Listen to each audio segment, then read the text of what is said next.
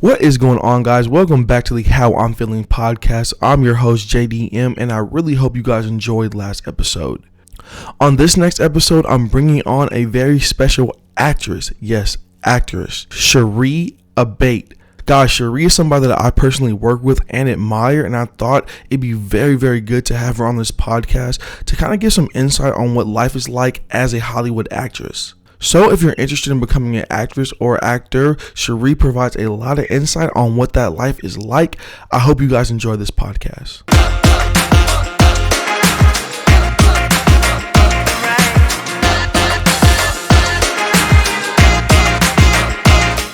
Yeah, why don't we just hop right into it?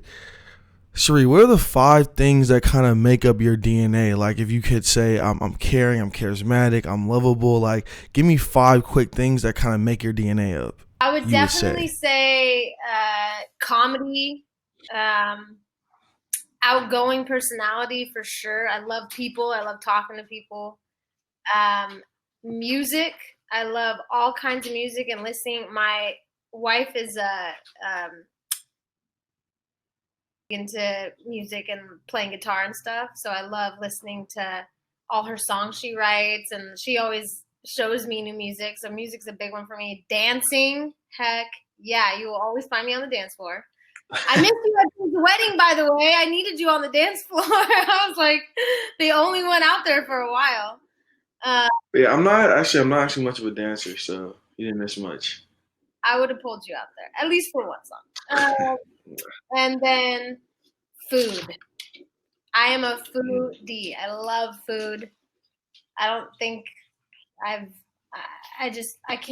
love cooking, but also I'm Italian. So food is like a huge part of my family. If we're going to sit and talk, we're going to break some bread while we do it. So. Before we go any further, I just wanted to let you guys know that this podcast is sponsored by JDM Creative Visuals. JDM Creative Visuals is a modern day production company that's built to inspire, uplift, and motivate every single individual through quality and captivating content. I like that. That's my kind of meeting, man. I love breaking bread. I love eating too. You're an actress in LA, rewind and tell me how you got started. How did that come about? Were you that girl at your school plays always being the star, or like was it a later thing for you? How did that come about for you? Yeah, I mean, I started acting when I was 7. I started doing musicals. So I did theater a lot. I was always one of the lead characters when I was younger, that was like, because I was just so big and outgoing, and it just kind of fit for me. And then I went to Arizona State, where I met Jake when I was little, but I really bonded with him at ASU. And I majored in film there, and I started to realize kind of my passion wasn't so much theater, it was more so film and TV. So I went to New York City, and I trained out there in New York City. I did a 2-year conservatory out there. And I got kind of like the craft and the actual, art of acting. I got that kind of ingrained in me for 2.5 years, which was amazing. And then I met my partner, and, we lived in San Francisco for a little bit after that, and we came down to LA. I just felt like I had to be here because this is where it's really all at, especially for TV and film. And yeah, now I've been here for almost 3 years. Jesus. And what was it like moving to LA? Like, the thing I always ask people out here commonly is, I could have done this back where I was. I didn't have to kind of come to LA right now to struggle. Maybe I could have done what I needed to do, my self-tapes at home. And then when I'm kind of more established, I could have already came out to LA. So what was it like moving to LA, and did you actually need to make that move?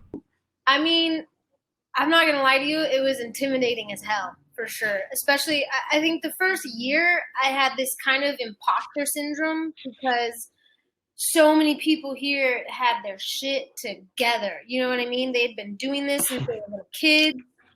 Like, a lot of people I've met here are like born and raised in LA. They come from these entertainment families, so they were just in the industry already. And I came in, I was almost 30. I had done a lot of stuff in New York and San Francisco, but nothing at the caliber of, ABC Studios or Sony or anything like that. So coming here was it was a lot to digest. I always say that I felt like I was kind of in this cauldron, and I was it's almost like a beating. You kind of take an ego beating because you come in all confident, knowing I have all this training and all this history. I mean, I was, doing shows in New York City theater, and coming here, it just doesn't matter. No one really cares unless you have those credits on your resume. No one really cares. So it was kind of like going through that mental health process of building myself back up and knowing that I can do this, that I have the training and I have the skill and I have the passion and I have the drive, and to not let all these people on the side telling me I can't do it get in my way. Because then from there, if you let them stop you, if you let them intimidate you, then you're gonna go back into your cave and you're not gonna come out because of the fear, So LA has been a trip, but almost 3 years in, I'm feeling really good about it, and I'm loving it. I'm loving the people I'm meeting. I'm finally meeting like good actors who are like motivating and want you to do well, and so yeah, it's been quite the journey so far. No, that's good, man. You're so expressive. I could definitely tell, like when I'm talking to an actress versus somebody else. Sometimes people are a little bit shy, and you kind of just dive right in. I can just kind of see that you're used to being in front of a crowd and talking. So that's really good. You're a female actress, Sheree, and one of the questions I had, I don't know if I shocked you when you said it, but like, do you feel like you have the same opportunities as the male actors? I know there's things that are going around with male and female, the opportunity not being the same. How do you feel today in terms of being a female actress? Is opportunity good for you? Yeah, I would say it's probably I've only been here for 3 years, so I would say it's probably better than it has been for women in the past. But I still get these roles, like from my commercial agent. I'll still get these roles that are like a pretty skinny female. Like they're very like they're very two-dimensional descriptions of these female roles, because I think it's still, stereotypes are still very real, and they still are really looking for that ethnically ambiguous woman who's 5'7" and weighs 110 pounds and looks a certain way, and unfortunately that's still very prominent. I have been getting especially since quarantine and COVID is kind of well, I would say it's kind of going away, but it's actually not. But the industry is now kind of coming back up, and I'm, been starting to get back into it since everything's been shut down. But I've been getting a little bit more fun roles, something that's a little bit more dynamic, like a psycho killer, or like a little bit more of a tomboy androgynous role. But for the most part, I would say I think the male parts are always so interesting and so dynamic, and most of the time the females are kind of just the sounding board for that character. So it kind of sucks, but I had an acting coach once tell me, don't say yes to the roles you're not really passionate about and you don't want to do. Even if it takes you until you're 45 for you to get the role that you really love, you're going to be so much more proud of yourself and feel so much better about yourself that you didn't do the the softcore porn role that they offered you when you were 27. So kind of trying to stick to that road, because I really do. I feel like I will be an actor until I'm 80 years old. So I'm not trying to say yes to the things that don't really speak to me. What do you feel like is like your best trait or skill as an actress? I know everybody kind of has like a dynamic skill set. What do you pride yourself on as an actress? I think one of the things that I think my physical comedy and my comedic timing are two things that are probably my best selling points. I did comedy sketches and improv in New York and in Arizona, and I think that's one thing, especially for females. I haven't met a lot of females who are big into comedy like that. So I think for me, that's one of my selling points that I always try to push. And to follow that, what would you feel like is one of your weaknesses or something that you need to improve on to get better and step into your goals as an actress? For sure. I think this is a good question. Gotcha. I think the like really deep emotional dark stuff, I think something I want to work on as an actor is getting there faster. So kind of having those tools in me and those things that I use in those moments to have them more ready available for me, because sometimes it's hard to get there when you have to, when your son dies in the story or something. It's not a lot of times when you're filming, you have to go take after take after take after take. So you have to have it available to you right there at the surface. And that's really hard to do. I mean, you see people like Nicole Kidman just like that, and she's in it. So that's kind of like the goal for me over the next few years, is to really hone in on that and get I thought about that before, and I kind of messed around with just playing around with acting, not like trying to be an actor. I just wanted to kind of see what it was like. And I think that it's tough, like when you want to go to like that dark place, you have to have sort of like real life experience to kind of think about, it seemed like to me, to get you to that spot. So when you're a vibrant person, you have a good background, a good family, a good history, and you don't really have anything negative or anything to draw on, it's hard to go there. You know what I mean? Sure, yeah, because you have to empathize with that character, what they're going through. And if you haven't really been through anything like that, that's where the imagination comes in. You really have to be able to understand what that feels like. Yeah, that's tough. And so there are other actresses out there that are probably watching this and thinking, wow, she's went to New York, she's done this. What can other actresses do to kind of put the spotlight on them or bring attention to themselves that you're doing? Yeah, that's a good question. In this day and age, there's so much you can do to promote yourself, and I'm all for it. I think, the social media game and the YouTube and all that, I think all that's great if you want to, start making videos, or, even writing short films. If you want to write a short film for yourself and get it into some film festivals, I think that's a great way to network and get out there. I do always tell people who I know who are trying to get into acting or thinking about it, I always try to say nowadays there's like two kinds of actors. There's actors who are, trained and they're really, really into the actual acting. And then there's actors who just want to really be famous. And I think that's kind of where you need to decide where you want to go. If you really are looking for fame, I think, you could go the Instagram route or the YouTube route, or the route that includes acting, but it's also about rising to that level that you want to be at. And for actors, I would say, how do I say this? It's almost like you're an Olympic athlete. For the kind of acting that I want to do, you have to be on your mental health game. You have to be on your physical health game. You have to be on your acting training game. On the business side, you have to be, talking to the people, networking with the people that you need to network with. You have to have the relationships with the casting directors and the directors, and there's so many elements to that. It's a lot of work and it's so rewarding. But now with technology, I feel like you don't actually necessarily have to do that. And if that doesn't interest you, if that hard work and that kind of road to acting doesn't really interest you, then I say, if you want to go do the Instagram route and the YouTube thing, then go for it, man. If that's the way you want to get that attention, absolutely. I would say that works for so many people I know. Interesting.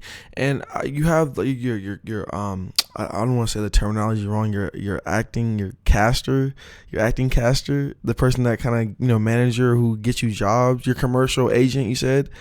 So you're very out here doing the acting thing.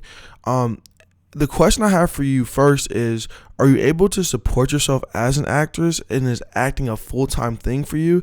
And before you go into your answer, I asked this question because I've heard a lot of interesting stories from some really mainstream actresses and actors that had to wait tables and do this thing and then go to this tryout or audition, and they get the audition or part and their lives change forever. So it's not any type of like disrespect or anything. I just kind of like hearing, people say that, oh, I do this and this, but I do this on the side, but I do this, So I just want to kind of ask you that question.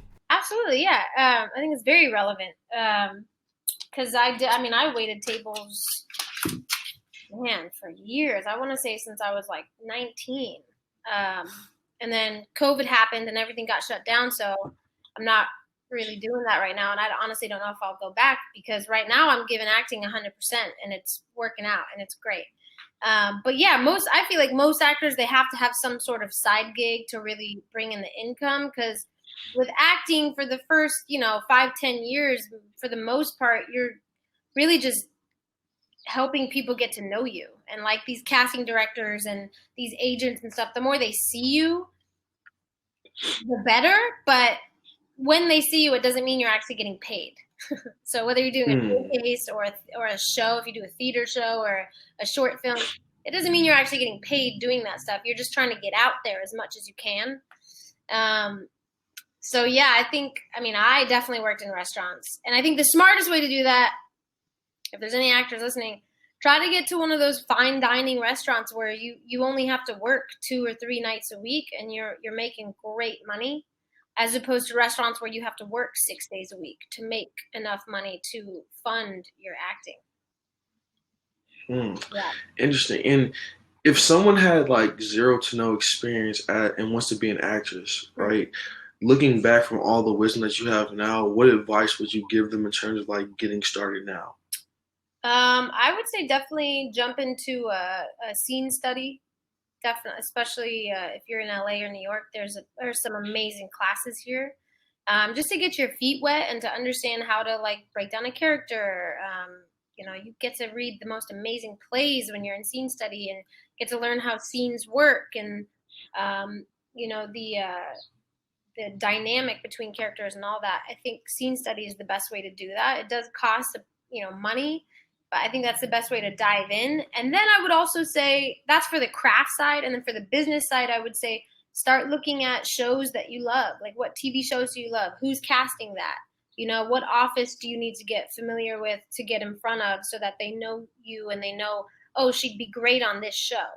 And the same goes for anyone in the industry. If you find a director that you really love, you love his films, you love his episodes. I have a friend who loved Ryan Murphy and loved American Horror Story, and then she just got on. She was just constantly in front of him, trying to get her stuff to him and his people. And then she got on. Is it Nurse Ratched? Oh yeah. No, yeah. Yeah. So it's just you have to know what you're casting at. Like, you have to know what you would be cast as, your character type. And then if you see these shows that you think, oh, I'd be good on that show, you got to get in front of those people, because they're the ones that are going to put you in front of the camera. Yeah, and by the way, Nurse Ratched, I don't know if you've seen it, but the cinematography and that, the colors and that is like Bates Motel. It's phenomenal. It's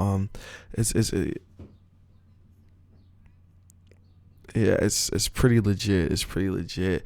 Sheree, who's an actress that you admire or look up to? Somebody you see that I would love to be like that person. Oh, that's such a hard question, because there's so many. I think right now, probably Nicole Kidman.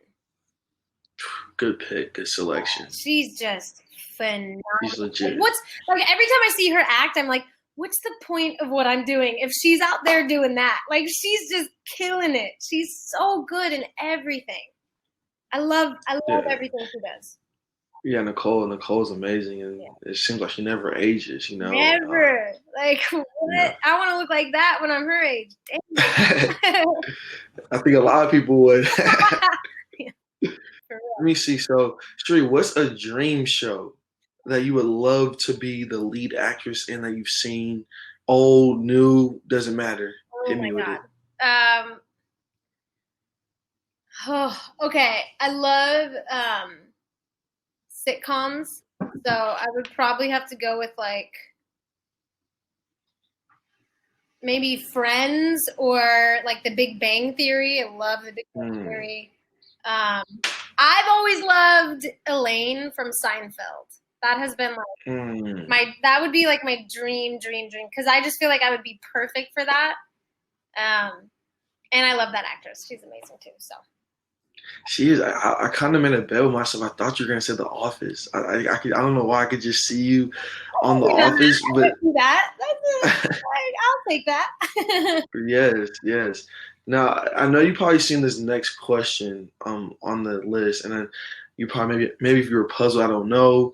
Are you a fan of The Crown on Yes. Netflix? Yeah, I am. I'm on Okay, the most current season. I'm like halfway through. okay, okay. No, I just had to make sure because if you don't watch The Crown, me and you can't. We can't associate ourselves with each other. You know, I can't talk to people that don't appreciate the goodness of The Crown and what it has to offer. So good. Oh my It's really god. good. Okay, but It's did really you good. like because I like both of the cast, but do you have a preference of like the first? I do. Okay, I do. This is a weird question because when it was the first two seasons, I really connected with the characters, the Queen Elizabeth, the Philip, the younger versions of them, yeah. and I really just really connected with them.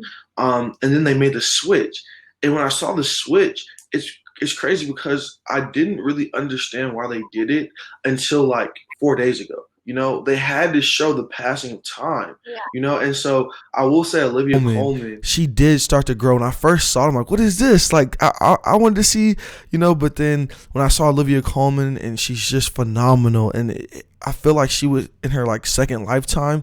She was a queen herself, because it's like to have no experience as a queen, like you don't know what it's like to be Queen Elizabeth, and then to bring that character to life like that is phenomenal to me. So she's definitely grown on me. You know what I'm saying? Yeah, I agree. When I first switched, like the first episode when they did the new cast, I was like, "What? Claire Foy? That my girl? She's gone." I was so upset, but I I am actually digging it. I'm digging it, and I like this season dealing with the Diana. You know, there's a lot of rumors about that whole situation, so I'm excited to see where it goes. Yeah, I was thinking to myself, like, are we kind of like spoiling alert? Like, are we a spoiler alert right now? Like, for No, people that no, haven't seen this, you know what I'm saying? Like, I hope we don't. No, I should be okay, right? yeah, I think that's I mean, shit, yeah, I we think didn't say that's anything no. crazy, you know what I Yeah, mean? No, but I think that it's tough when people make a connection with characters. That was bold because usually you make a connection physically and emotionally with certain characters, and it's interesting to see just the change of a face. You could have the same name but just change the face, and it's interesting to see how people react to that. You yeah, know? for sure. And I wasn't really privy to, you know, British history, so it's actually really cool to get to know, you know, them as a country and to see what they've gone through. I mean, I know it's just a small taste of it, but a Hmm. lot of these big events, I mean, I barely can keep up with American history, and then I'm seeing this and I'm like, dang, it's just it's very eye-opening, and it's very relatable on a sense of like everything we're going through now as a country, to see another country's history, to know like, oh, there's a lot of things that go on in the world, and no, Mm, it's not always, yeah. you know, it wasn't always made public because we didn't have this technology forever. It's kind of cool now to look at something and say, they survived that. I know that we're on the up and up now. Yeah, no, you're right. And Sheree, quickly, question for you: where do you see yourself in 5 years? I like to ask people this. I like to kind of just say, oh, I talked to them, 5 years ago. Fast forward, I want to see you doing big and good things. So I want to be able to say that, oh, she said she wanted to do this and she did it. I definitely see myself a series regular on a sitcom for sure. And also, I think I'm gonna backtrack a little bit because one of my dream roles too would also be being a character in a Marvel movie. That is like, oh, if I could achieve That's that, solid gold. oh my god, I would be so happy. I don't even. I feel like I would just be speechless. I'm a That's yeah. I feel like you are. once Talk about this. You're a big Marvel fan, right? Yeah, I'm a huge Marvel fan. I don't know if I have. Oh yes. I got some Funko Pops. You know what I mean? Yes. More. Yeah, I'm a huge Marvel fan. And I feel like once you get a role like that, your life's changed forever. It's phenomenal. Ever. Oh my God. I was watching Yeah. an interview with Chris Evans when he was talking about when he first got Captain America, and he just had no idea what this was like going to do for his life. He had no idea because he wasn't really into comics like that. So I don't know. Just being a comic fan, I'm like, man, that would be that or Star Wars. But I feel like Star Wars is like, I don't know. Do you think they're wrapping up, or do you think they're just going to keep making, like, you think they're going to start a whole new trilogy? I don't, I think they're going to keep going. I'm watching The Mandalorian. I'm kind of seeing where they're trying to go with it. And they're bringing, this is post-Clone Wars. So basically, kind of everything's been torn down. And they're trying to have like this rebuilding process. So I think that we're eventually going to venture out. But I think Star Wars is, some things are just left alone. Sometimes I feel like, and it's such a classic and it's just so good. I just hope that they don't try to stretch it too far and end up ruining it. But I've liked what they've done so far, so I think they know what they're doing, and they're treading kind of, good water, and they're treading slow, so I don't think they're just going to go crazy. You know what I mean? For sure. I think Disney, they do a good job of kind of balancing that for the fans, but also for like true Star Wars, like storytelling. Yeah. I feel like they do a good job with that. So, okay. And so Sheree, like, where can people in the community, where can they find you? Where can they contact you at? Get some pointers or ask you some questions? Yeah, for sure. You can find me on Instagram. My Instagram name is Sheree Show. I'm on there all the time, just sharing my life. Yeah, that's pretty much my main spot is my Instagram. I'm not really great at the whole Instagram thing, but I'm trying, I'm trying. Trying hard. The YouTube, I actually see a lot of actors and actresses right now starting the YouTube channel and putting these self-tapes up, and it was interesting because I thought you were going to say something about a self-tape and these things, but you didn't really go there. No, I feel like self-tapes, I feel like when you have a self-tape audition, it's great if you want to post it to YouTube or to Instagram, but with all the casting directors I've talked to and the agents, a lot, that is more so for yourself. A lot of like casting directors and stuff, they don't really look at that from what I've been told. They're more so about getting that personal experience with you and having that relationship with you. But I mean, honestly, I think you got to do whatever. You got to put yourself out there in whatever way you can. I self-tape 4 times a week, even if I don't have an audition. And that's another thing actors should do is get the right lighting, get the right backdrop, get the right camera, get the right mic and all that stuff, because self-tapes are important, and you should be practicing them all the time, especially now in this day and age. You should be doing them all the time. Whether you want to share them or not is up to you. I don't personally like to share them all the time, but if you want to, heck yeah, go for it. Why not? Wow, that's some value. Dropping some hot value, huh? Right at the end, I'm glad I asked that question because I'm like, man, I thought she was gonna say something about a self-tape, but I guess it's not that interesting, or it's not that good for marketing or whatever, Well, wow, but Sheree, thank you so much for being a guest on the How I'm Feeling podcast, man. It's been good. I've actually seen you so much, and I just listened to you right now, and I learned things about you that I'm like, why didn't she ever tell me this? I didn't know about some of this stuff, so it's really interesting. The people that you have around you all the time, sometimes you don't really know them as well as you think you know them.